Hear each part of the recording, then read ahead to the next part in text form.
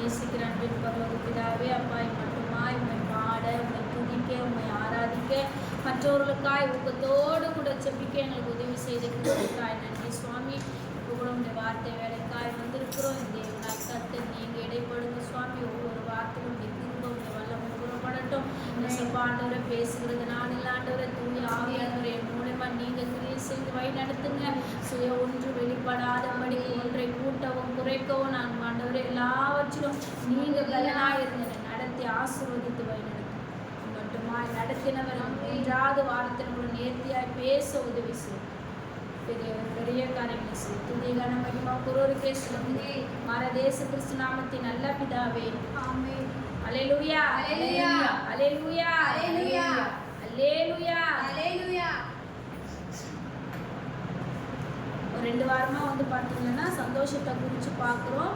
சந்தோஷம் யாருக்கெல்லாம் கிடைச்சிச்சுன்னு பார்த்தோம். அடுத்து பார்த்தீங்கன்னா விசுவாசத்தினால் யாருக்கு போன வாரம் சந்தோஷம் கிடைச்சிச்சு. விசுவாசத்தினால் யாரு போன வாரம் பார்த்தீங்கன்னா சகேவுக்கு ரட்சிப்பு வந்ததுனால அவரு சந்தோஷப்பட்டாரு. மந்திரிமாருக்கு என்ன பண்ணுச்சு? தேவனை குறித்து ஏற்றுக்கொண்டதுனால அவருக்கு என்ன பண்ணுச்சு? சந்தோஷம் கிடைச்சிச்சு. இன்னைக்கு பார்க்கலாம் விசுவாசத்தினால் வரும் சந்தோஷம். எடுத்து வாசிக்கலாம். ரோமர் எழுதின சுவிசேஷம் 15ஆம் அதிகாரம் 13ஆம் வசனம். ரோமர் 15:13. பரிசுத்த ஆவியின் பலத்தினாலே உங்களுக்கு நம்பிக்கை பெறும்படிக்கு நம்பிக்கையின் தேவன் விசுவாசத்தினால் உண்டாகும் எல்லாவித சந்தோஷத்தினாலும் சமாதானத்தினாலும் உங்களை நிரப்புவராக. ஆமென். பரிசுத்த ஆவின் பலத்தினாலே உங்களுக்கு நம்பிக்கை பெருகும்படி. எப்படி? பரிசுத்த ஆவியானவர் நம்மளுக்கு எப்படி இருக்கிறாரா? நம்பிக்கை உள்ளவரா இருக்கிறார். நம்மளுக்கு வாழ்க்கையில மனுஷர்கள் பார்த்தீங்கன்னா நிறைய நம்பிக்கை கொடுப்பாங்க. நான் இதை செய்கிறேன். இப்போ ஒரு குடும்பத்திலே கூட பார்த்தீங்கன்னா இப்போ ஒரு கணவரே இறந்து போயிட்டாருன்னு வச்சுங்களேன், என்ன பண்ணுவாங்க? கொஞ்ச நாளைக்கு தான் என்ன பண்ணுவாங்க? நம்பிக்கையான வார்த்தைகளை பேசுவாங்க. இப்போ எங்கள் அத்தை வீடை கூட எடுத்துங்க. எங்கள் அத்தையோட கணவர் இறந்துட்டாரு தான். ஆனால் இப்போ ஒரு 3 மாதம் ஆயிடுச்சு. 4-5 மாதம் ஆகுது. அவங்கள விசாரிக்க என்ன பண்ணல? யாருமே இல்லை.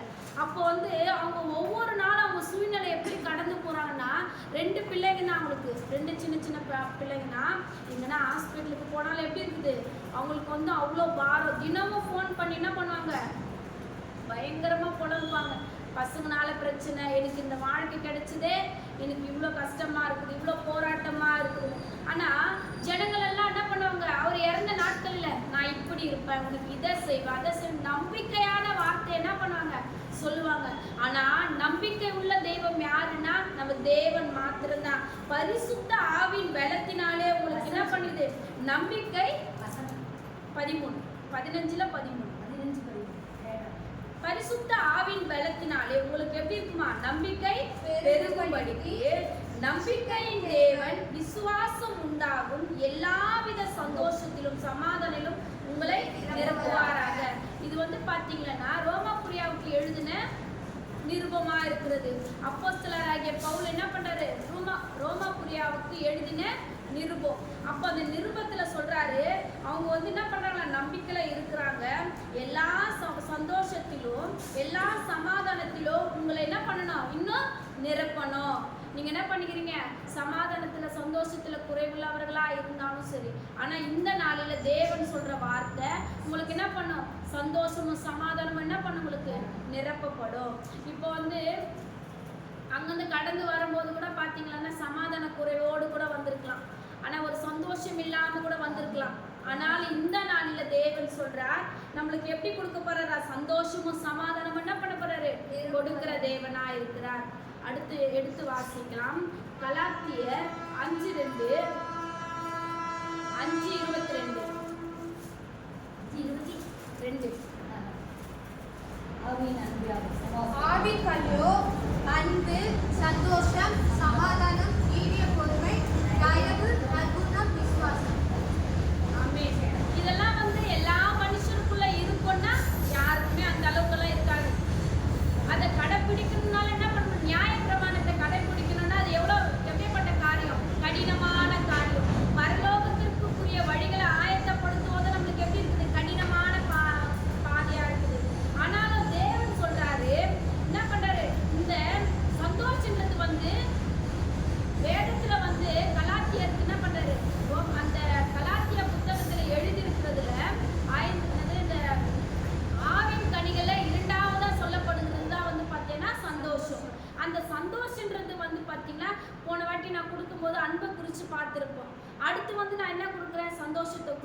அந்த சந்தோஷம் வந்து அந்த ஆவின் கனிகளே வந்து என்ன பண்ணுது, ரெண்டாவதா சந்தோஷம்னு கிடைக்குது. சந்தோஷம்னு ஒண்ணுன்னா வியாதி இருக்கலாம், வறுமை இருக்கலாம், எல்லாமே இருந்தாலும், பணம் இருக்கலாம், புகழ் இருக்கலாம், பேர் இருக்கலாம்.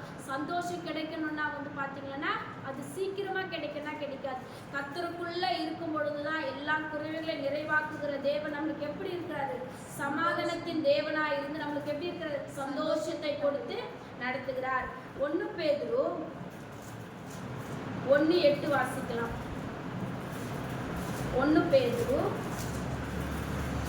1ஆம் அதிகாரம் 8ஆம் வசனம்.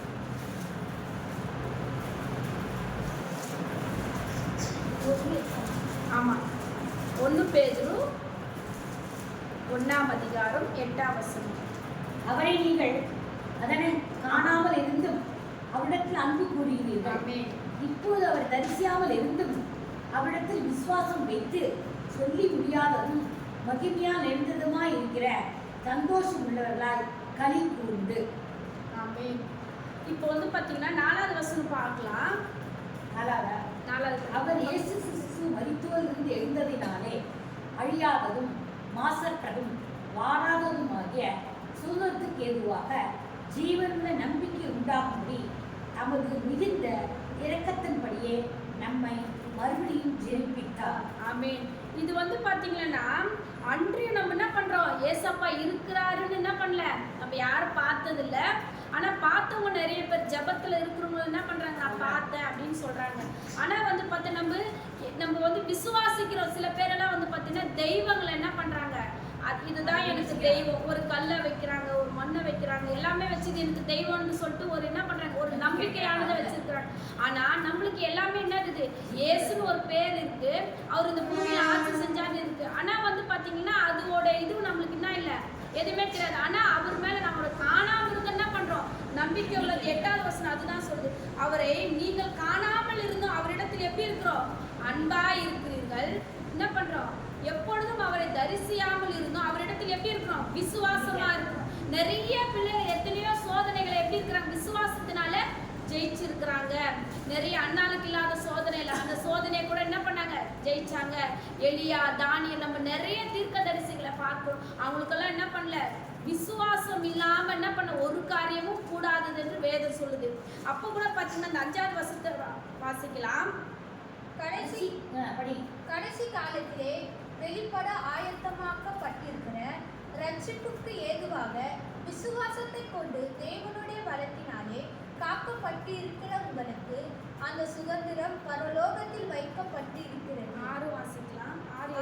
இதிலே நீங்கள் மிகவும் சந்தோஷப்படுவீர்கள் என்றாலும் துன்பப்பட வேண்டியது அவசியமானதால் இப்பொழுது கொஞ்ச காலம் பலவிதமான சோதனைகளினாலே துக்கப்படுவீர்கள். 7வது வாசிக்கலாம். அழிந்து போகிற பொன் அக்கினினாலே சோதிக்கப்பட்டும் அதை பார்க்கிலும் அதிக விலையேற பெற்று இருக்கிற உங்கள் விசுவாசம் சோதிக்கப்பட்டு இயேசு கிறிஸ்து வெளிப்படும் பொழுது உங்களுக்கு புகழ்ச்சியும் கனமும் மகிமை உண்டாக காணப்படும். ஆமென். இப்போ வந்து பாத்தீங்கன்னா ஒரு பொருள் நம்மளுக்கு கிடைக்கணும்னு சொன்னா இப்போ வந்து வெயிட் பண்ணி வாங்கினா நல்லா இருக்குமா? இப்போ எல்லாம் பாத்தீங்கன்னா கல்யாணத்துக்கு ஒரு பிறந்த நாள் வருதோ எல்லாருக்குமே என்ன பண்ணாங்க, டைரக்டரா போய் வாங்கி கொடுப்பாங்கன்னா வாங்கி கொடுக்க மாட்டாங்க, ஒரு சர்ப்ரைஸ் பண்ணுவாங்க, அவங்க சந்தோஷப்படுவாங்க. அவங்களுக்கு எதை கொடுத்தா என்ன பண்ண முடியும், சந்தோஷமா இருக்கும். அப்போ வந்து காலையில இருந்து ஒண்ணுமே கண்டுக்கவே மாட்டாங்க, எதுவுமே என்ன வாங்கி கொடுப்பாங்க. என் பையனுக்கு கூட 5ஆம் தேதி பிறந்த நாள் வந்துச்சு. என் பையன் வந்து பாத்தீங்கன்னா அன்னைக்கு ஃபுல்லா நீங்க என்ன வாங்கி கொடுப்பீங்க, நாங்க சொல்லவே இல்லை அவனுக்கு என்ன வாங்கி கொடுக்க போறேன்னு சொல்லிட்டு. அதுக்கப்புறமா அவங்க அப்பாவால முடிஞ்சது ஏதோ ஒரு கிஃப்ட் வாங்கி கொடுத்தா அவனுக்குள்ள அவனால முடியாத ஒரு சந்தோஷம். நம்ம உடனே வாங்கி கொடுத்தா அது வந்து சந்தோஷமா இருக்காது. அவனை வெயிட் பண்ணி நம்ம வாங்கும் போது என்ன பண்ணணும், அந்த சந்தோஷம் நிறைவா இருக்குது. அது போலதான் கடைசி காலத்துல என்ன பண்ண போதான், வெளிப்பட போகிற ஆயத்தப்பட்டு இருக்கிற ரட்சிப்புக்கு ஏதுவான விசுவாசத்தை கொண்டு தேவனுடைய பலத்தினாலே காக்கப்பட்டு இருக்கிற உங்களுக்கு அந்த சுதந்திரம் பரலோகத்தில் எங்க இருக்குதா, வைக்கப்பட்டிருக்கு. இந்த பூமியில வந்து நம்மளுக்கு உபத்திரவங்கள் உண்டு, பாடுகள் உண்டு, பிரச்சனைகள் உண்டு, எல்லாமே. ஏன்னா நம்ம வந்து மாயையான உலகத்துல வாழ்கிறோம். என்ன பண்றோம்? வேஷமான மனுஷர்கள் மத்தியில வாழ்கிறோம். அப்போ இந்த வேஷமான மனுஷர்கள் மத்தியில வாழ்கிற நம்மளுக்கு எப்படி இருக்கும்? நம்ம என்னதான் கரெக்டா இருந்தாலும் என்ன பண்ணுது? பாடுகள், பிரச்சனைகள் எல்லாமே வரும். அப்போ ஒரு வெள்ளியோ சரி, ஒரு பொண்ணோ சரி, அதை என்ன பண்றாங்க? உடனே தங்கமா எடுத்து எல்லாமே பண்றாங்களா? அதை என்ன பண்றாங்க? புடமிட்டு அதை என்ன பண்றாங்க? ஒரு பொருளா உருவாக்கும் போது அது என்ன பண்ணுது? ஜொலிக்குது. அதை நம்ம என்ன பண்றோம்? அணியிறோம். அது போலதான் தேவன் சொல்றாரு, ஒரு பொண்ணாக எல்லாவற்றும் இந்த பூமியில நம்ம எல்லாமே சகிக்கிறோம். ஆனா நம்மளுக்கான கிரீடம் எங்க வைத்திருக்குதா? பரலோகத்தில் இருக்குது. அந்த சந்தோஷத்தை நம்ம பெறணும்னா சில வருகிற எல்லா உபத்திரவங்கள், பிரச்சனைகள், பாடுகள் எல்லாத்தையும் என்ன பண்ணணும்? சகிக்கதான் சகிக்கணும். அப்போ ஒண்ணு பெறணும்னா என்ன பண்ணணும்? ஒண்ணு இழக்கணும். நம்ம ஒண்ணு இழந்தாதான் ஒண்ணு என்ன பண்ண முடியும்? பெற முடியும். இந்த பூமியில நம்ம ஒவ்வொரு நாளும் நம்ம இப்படி வாழ்கிறோமே, இப்படி ஜீவனம் பண்ணுகிறோமே நம்ம யோசிக்கலாம். ஆனா அந்த வேதத்துல சொல்லுது, அழிந்து போகிற பொன் அக்கினினாலே சோதிக்கப்படும், அதை பார்க்கிலும் அதிக விலையேற பற்றிருக்கிறவங்க விசுவாசம் சோதிக்கப்பட்டு கிறிஸ்து வெளிப்படும் பொழுது உங்களுக்கு புகழ்ச்சியும் கனமும் மகிமை என்ன பண்ணுமா? உண்டாயிருக்கும். இவ்வளோ சோதனை கூட என்ன பண்ணலாம்? விசுவாசிச்சு நடக்கும்போது தேவன் நம்மளுக்கு என்ன பண்ணுவாரு?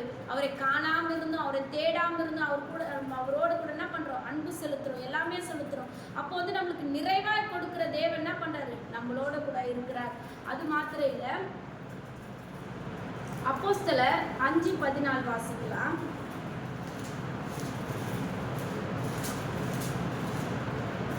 5:14.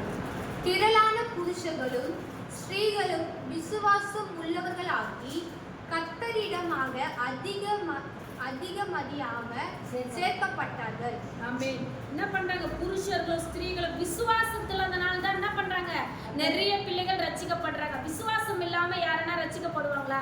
தேவனை அறியணும், அவர் இதை நம்ம செய்வார் என்று என்ன பண்ணோம்? நம்மளுக்கு விசுவாசம் இருந்தா மாத்திரம்தான் நம்ம என்ன பண்ணுவோம்? அவரை தேடுவோம், அவருடைய எல்லா காரியத்தை நம்ம ஈடுபடுவோம். ஒரு விசுவாசம் இல்லாத வாழ்க்கை எப்படி இருக்குதா? செத்ததுக்கு சமானமா இருக்குது. அப்போ வந்து ஒரு மனுஷருக்கு வந்து ஒரு சந்தோஷம் கிடைக்கணும்னா, இப்போ நம்ம சில விஷயத்த வந்து நம்ம கிடைக்கவே இல்லைன்னா கூட ஒரு விசுவாசிக்கும் போது அது ஒரு சந்தோஷமா இருக்குதா இல்லையா? எப்பவுமே அப்படிதான். இப்போ எதுவுமே கிடைக்கல, எதுவுமே வாங்கல, எதுவுமே பண்ணல, ஆனா கொடுப்பாருன்னு ஒரு சந்தோஷம் நமக்குள்ள வரும்போது அந்த விசுவாசிக்கும் போது என்ன பண்ணும்? கவலைப்படாம நம்ம கடந்து போவோம். 12 வருஷமா பெரும்பாடு உள்ள ஸ்திரியை நம்ம பார்க்கலாம். அவளுடைய விசுவாசம் என்ன பண்ணல? அவங்க தகப்பன் மேல வைக்கல, அவங்க தாய் மேல வைக்கல. இப்போ வந்து 1 நாள் 2 நாள் 3 நாள் ஒரு என்ன பண்ண முடியல. இப்ப இருக்கிற பெண்களால் என்ன பண்ணல? வயிற்று வலியா இருக்கும், நிறைய பாதிக்கப்படுறாங்க. இந்த பெரும்பாடு உள்ள ஸ்திரீ பார்த்தீங்கன்னா என்ன பண்ணல? சமுதாயத்தினால ஒதுக்கப்படுறாங்க.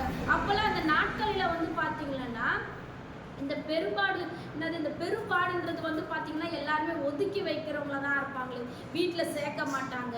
சமுதாயத்தில் அவங்களுக்கு என்ன பண்ண முடியாது? எதுவுமே செய்ய முடியாது. ஏன்னா அவங்க தீட்டானவங்க, அவங்க எதை தொட்டாலும் எப்படி இருப்பாங்க? தீட்டா இருக்குது அப்படின்னு சொல்லிட்டு. அப்போ அவங்களால என்ன பண்ண முடியாது? ஒரு வேலை செஞ்சிருக்க முடியாது. அவங்களால என்ன பண்ண முடியாது? இந்த பூமியில வாழும் போது கூட சரி, அவங்க ஜீவனம் பண்ணுவதற்கு எவ்வளோ கஷ்டப்பட்டிருப்பாங்க, எவ்வளோ பாடுகள், எவ்வளோ துன்பங்கள். 1 நாளில் 2 நாளில் 12 வருஷமா அவங்க ஒவ்வொரு நாளும் கடக்கிறத எப்படி கடந்திருப்பாங்க? துக்கத்தோடு வேதனையோடு கூட கடந்திருப்பாங்க. ஆனாலும் தேவன் வராருன்னு சொல்லிட்டு என்ன பண்றாங்க? அறிஞ்சு போறாங்க. போயிட்டு என்ன பண்றாங்க? அவங்களுக்கு ஒரு விசுவாசம், ஒரு வஸ்திரத்தை தொட்டாலும் மாத்திரம் என்ன பண்ணுவாங்க? நம்மளுக்கு என்ன பண்ணுவோம்? நம்ம பெரும்பாடு நின்று போயிடும், எனக்கு ஒரு சுகம் கிடைக்கும், எனக்குள்ள ஒரு சமாதானம் கிடைக்கும், எனக்குள்ள ஒரு சந்தோஷம். அவங்கள விசுவாசத்தோடு தொட்டாங்க தான். ஆனால் அது கிடைச்சிச்சா இல்லையா? அவங்க வந்து நினைக்கல நம்ம போய் தொட்டுடுவோம் நம்மளுக்கு சுகம் கிடைக்கும்னு என்ன பண்ணல. ஆனால் விசுவாசம் வைத்தாங்க. அவங்க என்ன பண்ணாங்க? சந்தோஷத்தை பெற்றுக்கொண்டாங்க. அது மாத்திரம் 100க்கு அதிபதியை பார்க்குறோம். மார்க் 5:24 பார்க்குறோம். 100க்கு அதிபதி என்ன பண்ணுறாரு? விசுவாசிக்கிறாரு. அவர் வந்து பார்த்தீங்கன்னா அவங்க என்ன பண்ணுறாங்க? வேலைக்காரனை கொண்டு போய் நிறைய வைத்தியர் போய் காட்டியிருக்கலாம், நிறைய பேர்கிட்ட சொல்லி என்ன பண்ணலாம்? அவருக்கு வைத்தியம் பார்த்துருக்கலாம். ஆனாலும் தேவன் அப்படி அவங்க என்ன பண்ணல? அந்த 100க்கு அதிபதி அது மாதிரி பண்ணல. தேவன் வராரு என்பதை என்ன பண்றாரு? கேள்விப்படுறாரு. இந்த 12 வருடம் இந்த ஸ்திரீ என்ன பண்றாங்க? கேள்விப்பட்டு தான் போறாங்களே. அவங்க இது வரைக்கும் அற்புதத்தை பார்க்கல, எதுவும் பண்ணல. ஆனா வந்து என்ன பண்றாங்க? கேட்கறாங்க. கேட்டு போயிட்டு என்ன பண்றாங்க? அவங்க வந்து அந்த அந்த அதிகாரம் ஃபுல்லா நீங்க வாசிக்கும் போது அவர் பேசுறதெல்லாம் பார்த்தீங்கன்னா விசுவாசம் உள்ள வார்த்தை தான். நீங்க ஒரு வார்த்தை மாத்திரம் சொல்லுங்க, என் வேலைக்காரன் சுகமடைவான்னு சொல்லிட்டு என்ன பண்ணாரு சொல்லுவாரு. அதெல்லாம் வந்து பார்த்தீங்கன்னா அந்த 12 வருடம் பெரும்பாடு உள்ள ஸ்திரீக்கும் இந்த 100க்கு அதிபதியோட வேலைக்காரனுக்கும் விசுவாசம் இருந்ததுனால மாத்திரம்தான் என்ன பண்ணாங்க சுகத்தை பெற்றுக்கொண்டு சந்தோஷம் அடைஞ்சாங்க. இந்த நாளையில கூட எத்தனையோ பிரச்சனைகள், பாடுகள், உபத்திரங்கள், நிந்தைகள் எத்தனையோ நாட்கள் நம்ம கடந்திருக்கலாம். ஆனா அவங்க வந்து 12 வருடம், ஒரு நாட்கள் இல்லை 2 நாட்கள் இல்லை, 12 வருடமா நம்ம என்ன பண்ணோம் சோதிக்கப்படுகிறவர்களா இருக்கலாம். ஆனால் என்ன பண்ணோம் பொன்னாக விலக செய்து அந்த பரலோகத்திற்குரியவைகளை நம்ம பார்க்கும் பொழுது என்ன பண்ணோம், இப்போ இவ்வளோ பிரச்சனை இருக்குதா, ஆனா வந்து பார்த்தீங்கன்னா நம்ம பரலோகத்துக்கு போக போறோம், அங்க நம்மளுக்கு ஜீவ கிரீடம் வைத்திருக்கிறாருன்னு நம்ம நினைக்கும் போது என்ன வரும், இதெல்லாம் வந்து தூசியாக இருக்கும். இதெல்லாம் நம்ம இந்த உபத்திரம்னா தெரிஞ்சவே இருக்கிற குப்பையாக கருதுவோம். அது போல நம்ம என்ன பண்ணுவோம், எத்தனையோ பாடுகள் இருந்தாலும் அதன் மூலமா நம்ம ஜெபித்து ஜெயம் பெற்று விசுவாசத்தினாலே சந்தோஷங்களை பெற்று நம்ம வாழ்வோம். இதோடு என் வார்த்தையை முடிக்கிற வார்த்தையை கொடுத்த தேவனுக்கு கோடி நன்றி.